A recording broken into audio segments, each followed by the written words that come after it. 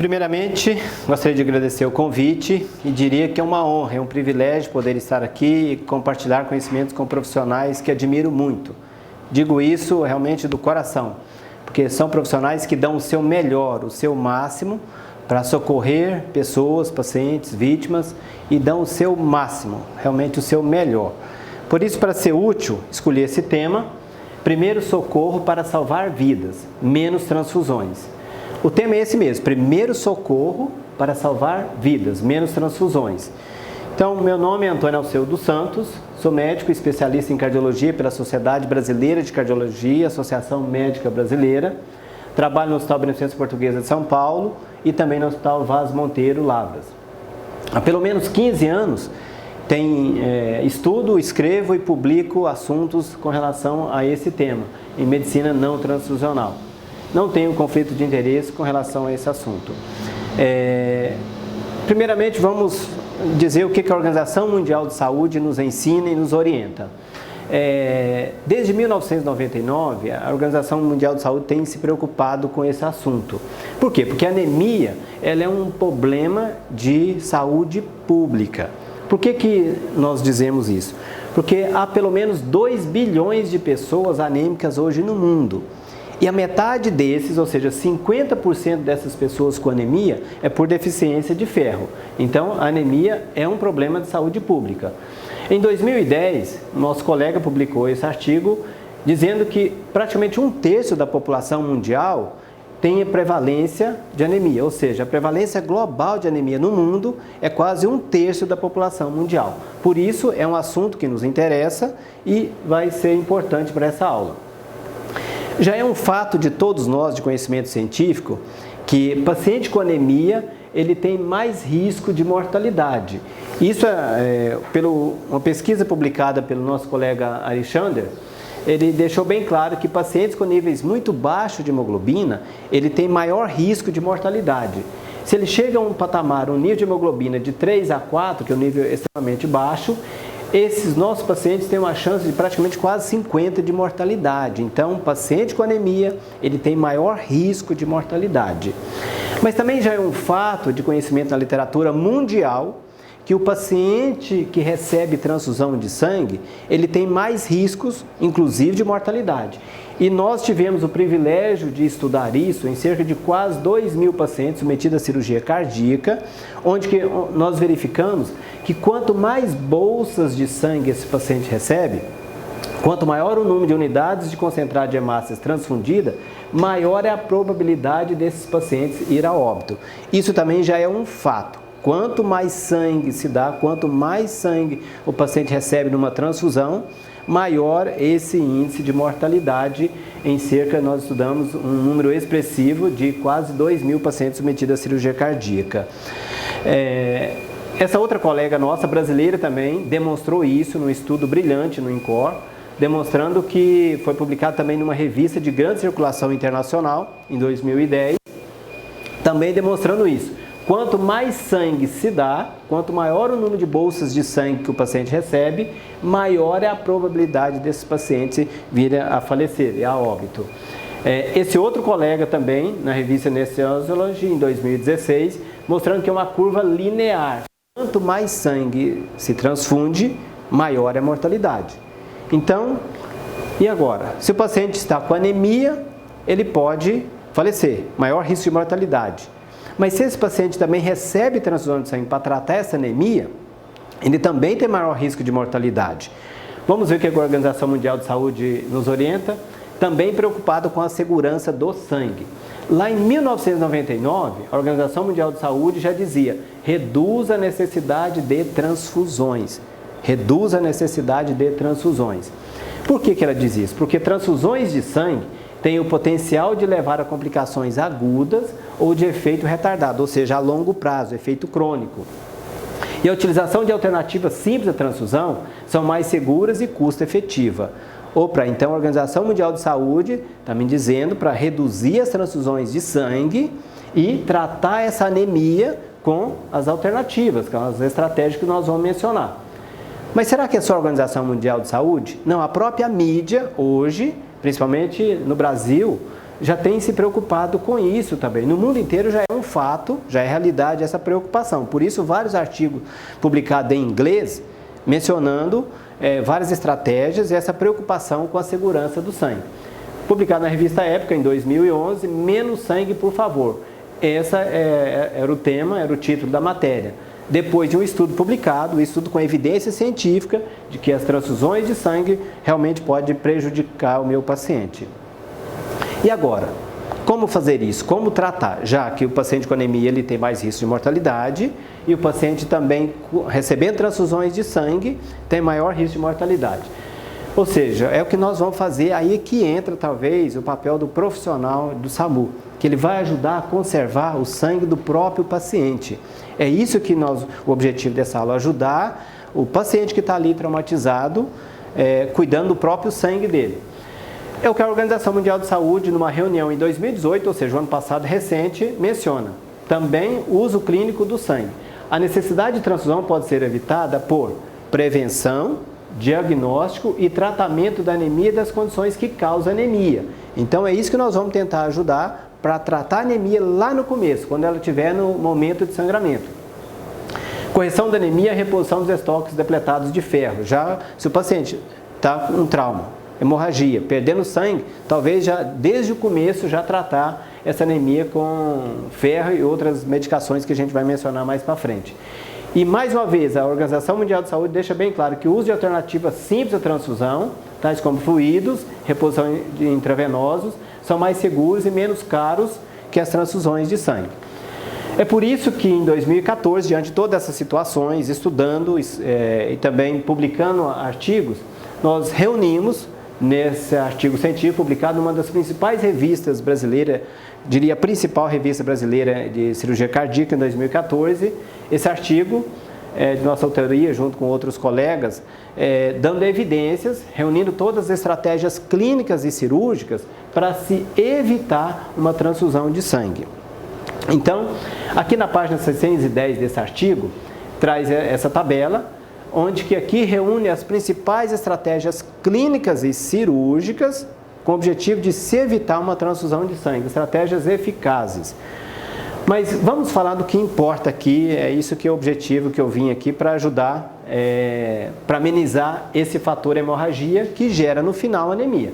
Então, um trauma que envolve hemorragia. O primeiro ponto é esse daqui, que eu acho que todos vão atuar imediatamente para estancar esse vaso que está rompido, que está causando sangramento, que vai gerar anemia.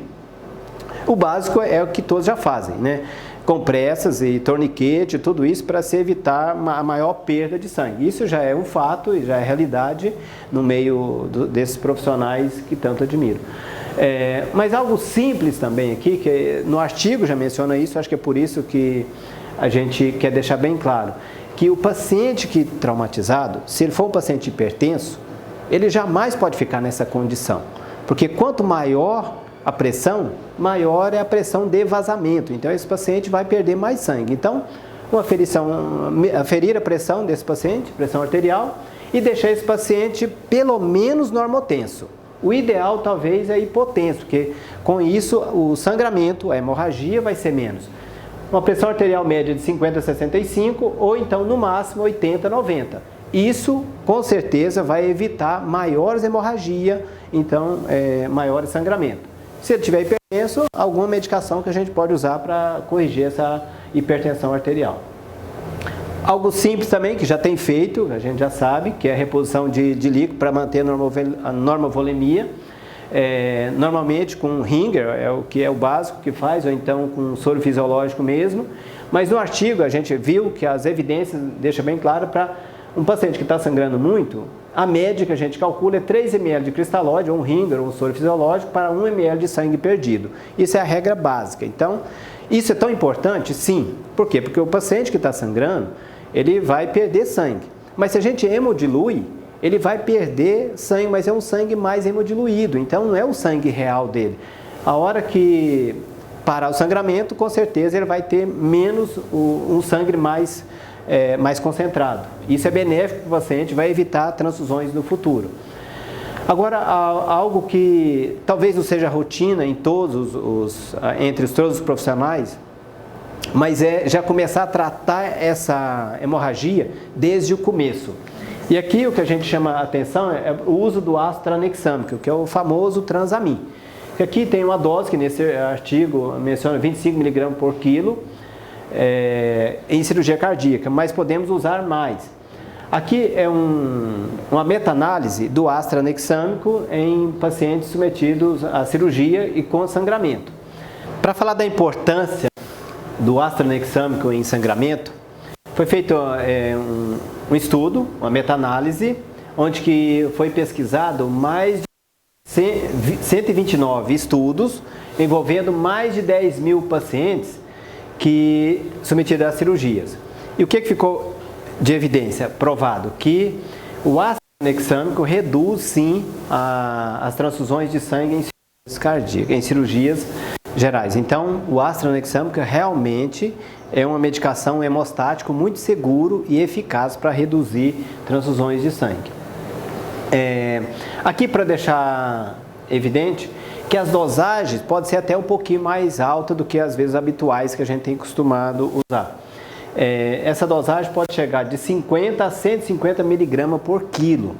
Então, devemos ter, talvez, nas bolsas, no carro, pelo menos talvez 10 ampolas, 20 ampolas, para que possa ser usado no paciente. Não precisa de diluição, interessante, o ácido tranexâmico não precisa de diluição. Cada ampolinha, então vamos falar o mais comum é o Transamin, que é o mais conhecido de todos. Transamin são 5 ml numa ampolinha e 50 mg por ml. Então, teoricamente, se são 5 ml, você pode fazer esses 5 ml, 250 mg, cada uma ampola, em 5 minutos. Então, se a gente tem um grande sangramento, se a gente for calcular de 50 a 150 mg por quilo, vai dar mais de 10 ampolas aí por pacientes, dependendo do grau de sangramento. Então, e é evidente também, baseado nesse estudo, em 2019, estudo recente, que o ácido tranexâmico reduz sim a incidência de transfusões de sangue, de plasma e de plaquetas. Então, daí a importância de uma medicação, de estar na maleta, de poder ser usado para, no futuro, lá na frente, a hora que o paciente talvez chegar no hospital, isso eu diria para iniciar lá no momento que o paciente está sangrando, não depois que chegou no hospital, porque isso já vai evitar hemorragia, vai ser um hemostático, fazer uma boa hemostasia já lá do início. Uma outra droga também simples que a gente poderia usar é a vasopressina. Essa talvez não esteja tão disponível, às vezes no carrinho, mas é uma droga que pode ser usada também em hemorragia, em choque hemorrágico, deixando bem claro que ela tem evidência científica para evitar transfusões de sangue e ajudar no sangramento. A dose a gente dá 4 unidades em bolos e depois a gente faz na dose de 0,04 unidades por minuto. O nome comercial é o Encrise e ela é 20 unidades por ml.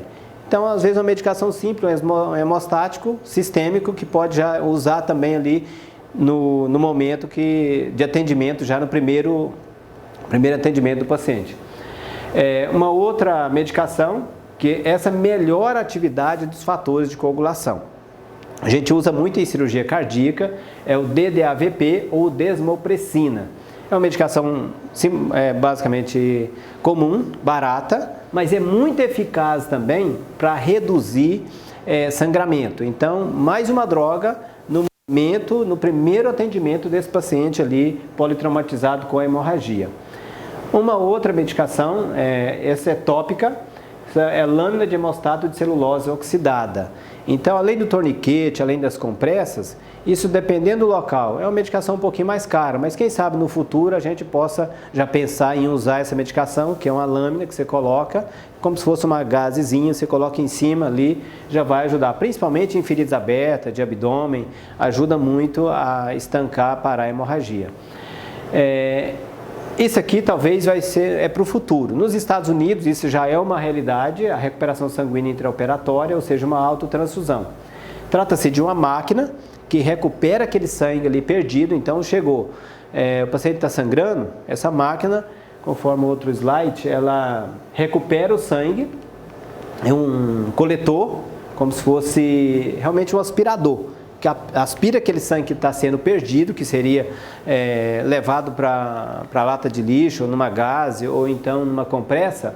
Então, essa máquina, ela aspira esse sangue, coleta esse sangue, filtra, lava e devolve para o paciente. Então, nos Estados Unidos, alguns hospitais de emergência já têm isso justamente para captar esse sangue, para recuperar esse sangue que seria perdido e devolver para o paciente um DNA e, com isso, evitar reações imunológicas, efeitos maléficos com relação às transfusões de sangue.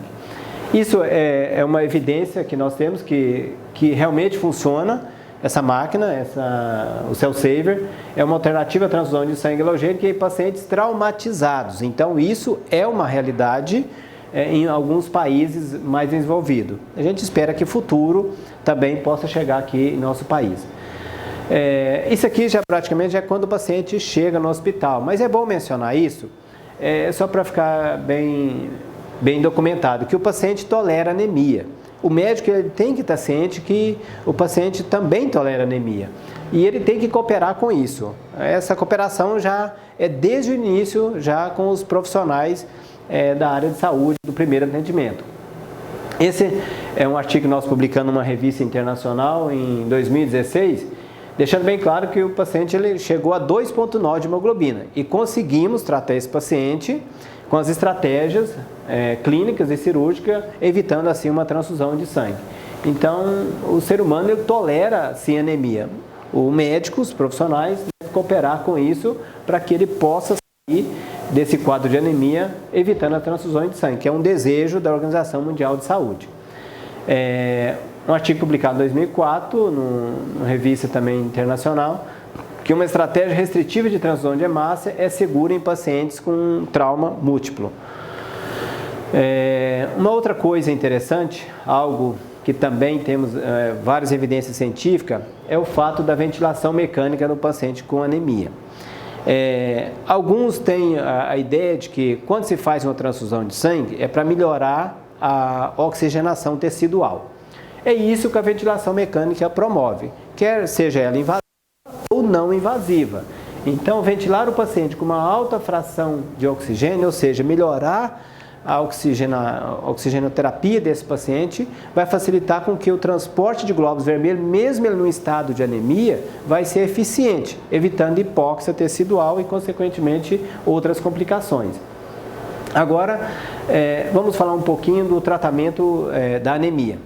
É isso que vem estudando bastante e eu desejo que as pessoas aprendam realmente a tratar a anemia. Que hoje a gente vê que a maioria dos colegas tratam a anemia apenas com transfusão de sangue, mas já tem várias evidências científicas que tanto ferro como ácido fólico, vitamina B12 e principalmente a eritropoetina, que é uma droga muito eficaz para se tratar a anemia.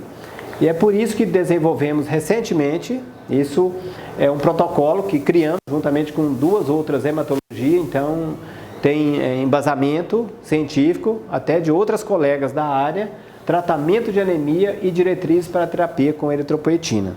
Então, isso que com certeza, na minha opinião, vai ajudar muitos colegas, principalmente médicos e outros profissionais, a tratar a anemia que nós vimos lá no início, que é uma condição que aumenta o risco de mortalidade, e as transfusões também aumentam o risco de mortalidade. Aqui não, nós desenvolvemos um protocolo para se tratar essa anemia sem o uso de transfusões de sangue.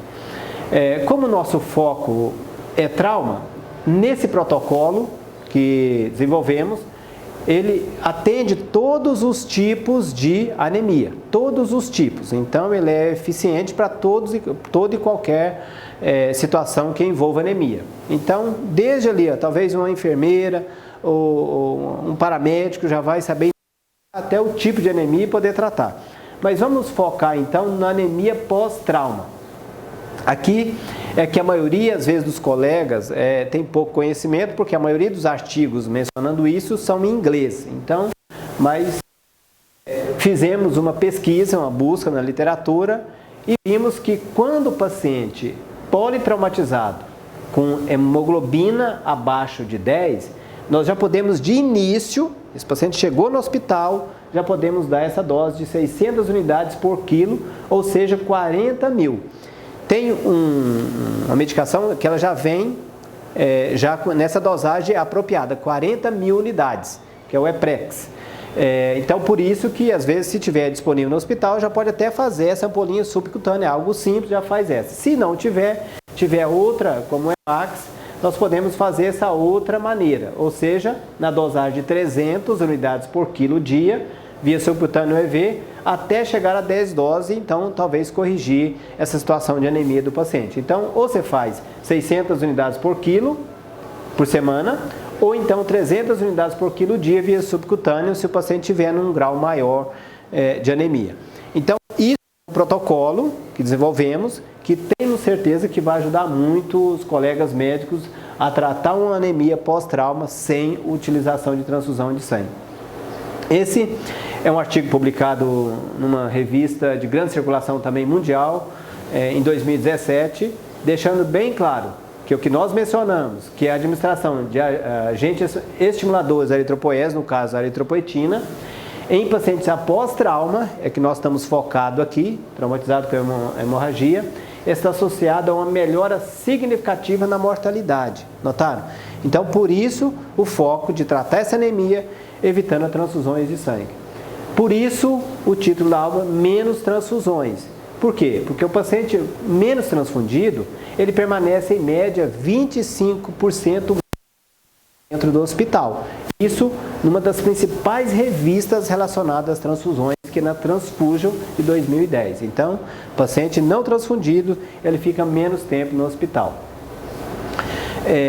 Esse é um brilhante estudo, que é uma revisão sistemática da literatura, publicado no Critical Care, uma das principais revistas também da classe médica, em 2008, desde 2008. Então, já estamos falando mais de uma década atrás. O que os autores pesquisaram? Eles fez uma pesquisa em quase 300 mil pacientes, 272.596 pacientes em estado crítico com anemia, ou seja, reunindo 45 estudos. O que os autores chegaram numa conclusão final? Dos 45 estudos, em 42, os pacientes que receberam transfusões de sangue, eles não tiveram os benefícios esperados, ou seja, os riscos foram maiores que os benefícios. Então, a conclusão final dos autores desse estudo, que reuniu quase 300 mil pacientes, foi que as transfusões de sangue estão associadas com o aumento da mortalidade e essa prática transfusional tem que ser avaliada. Por isso, então, que estamos falando aqui de menos transfusões. Temos evidência científica mundial para evitar essa prática médica hoje. Aqui também um estudo publicado, feito no hospital lá da Califórnia. O hospital viu o seguinte, que quando se reduzia em 24% as transfusões de sangue, o hospital se beneficiava com um lucro de 1.600 milhões de dólares por ano. Então, as transfusões de sangue, aqui mencionamos, ela custa caro para o hospital, por isso é benéfico. Outro ganho para o hospital, quando se transfunde menos, a permanência hospitalar reduziu, lá no Hospital da Califórnia, de 10 para 6. E o principal, que é o desejo de todos nós, a mortalidade, nesse reduziu as transfusões, caiu de 5,5 para 3,3. Então, menos transfusões realmente é importante. Por isso que criamos esse site. Esse site, tanto eu como outros colegas, não é um site meu, vamos dizer assim, é um site para ajudar realmente todo profissional de saúde, sem fins lucrativos, para poder ajudar o profissional a ter a prática não transfusional, para se evitar. Então, ele reúne todas as opções e alternativas às transfusões de sangue, dizendo que elas existem, elas são seguras, são eficazes e salvam vidas. E às vezes, em muitos casos, em muitos hospitais, principalmente no interior, isso aqui pode ser a última, aí a única chance que o paciente tem de salvar a sua vida. Porque lá não vai ter transfusão, no hospital do interior. Mas se ele souber que tem um simples, o Transamin, a DDAVP, ou então saber tratar, ele vai ajudar a salvar a vida desse paciente. E tem um menu, né, que traz exatamente sobre trauma. Aqui é uma coletânea de vários resumos de artigos médicos com evidência científica de como tratar um paciente politraumatizado com hemorragia para se evitar uma transfusão de sangue. Então, buscador, qualquer buscador, colocar lá opções, alternativas, transfusões de sangue, vai cair nesse site. Como mensagem final, para deixar nessa aula, gostaria de dizer o seguinte, que quando a gente faz um transplante, que lá no hospital em São Paulo a gente faz muito transplante, e lá do que a gente está falando. Quando se troca um coração, a gente está introduzindo nessa pessoa um DNA diferente, que cada pessoa tem o seu coração, tem o seu DNA, tem a sua impressão digital.